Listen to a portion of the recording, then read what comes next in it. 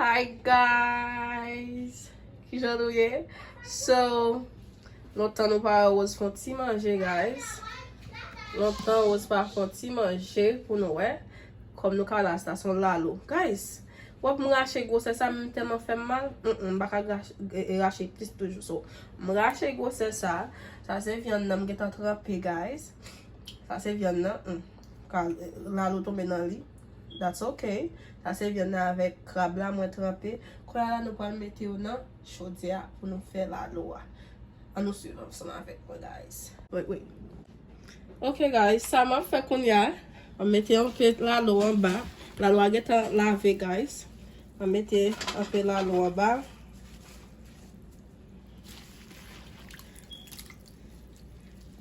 Sa se manje prefere e sou. Ma fe vite. Manje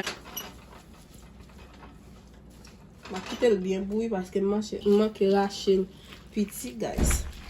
So tout même bagay yo, tout même, comment on dit ça? Tout même chire a couteau a, tellement rache yo.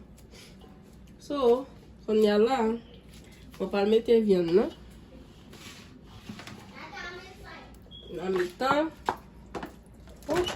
chodi a get ap kapan guys. Oh my god, li ka pa pwenye. So, mette viande mwen nan mi tan.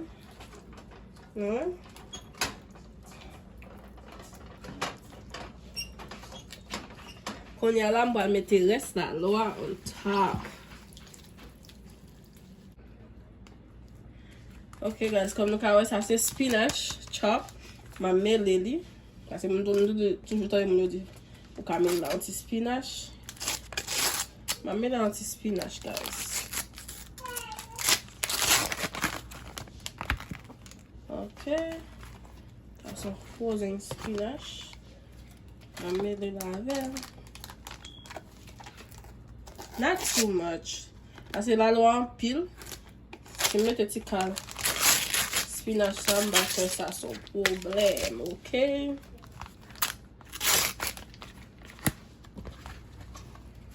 Alright.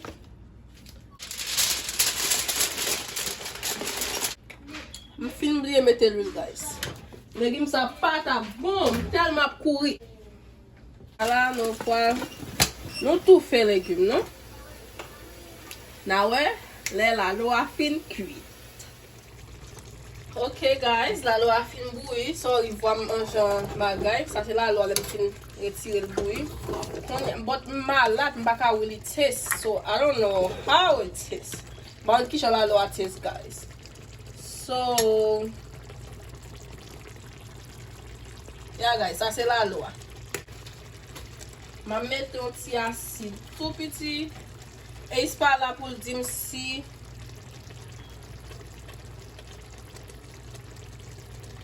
E ispa la pou dim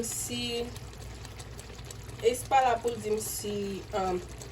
La lo a gen sel guys. So, ma mette yon ti asid. Kasi la lo a fini, mwen fin bouille la. Se bouille, ma kite bouille avek sa yo. Kon like 20 minutes. Mwen ka retire, mwen ka manje. So, sa mda meton kwa. On meton ti pou de pis. Men zami, la lo sap sale nan men. E iskap ban nou nouvel atende guys. Apre sa,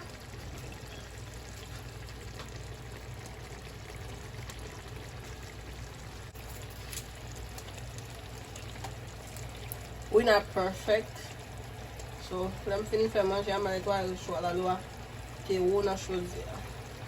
Meton ti bout mag guys. Pase mbaka pon goup la lo a.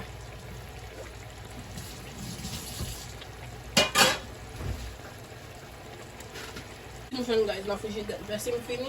Mba mette piment pase ke eis pa manje piment. Mbaka bouya piment guys. Mbaka bouya piment. Yan a boasel. La kite yo boasel la. That's it. Mbal kouvri. Pour 20 minutes. Et puis, la lo a prêt. Alright guys. Ok guys. Ça c'est finissement la lo a. Et j'espère enjoy. Ça c'est finissement la lo a guys. Merci avec tout le monde qui t'a regardé vidéo. Hein?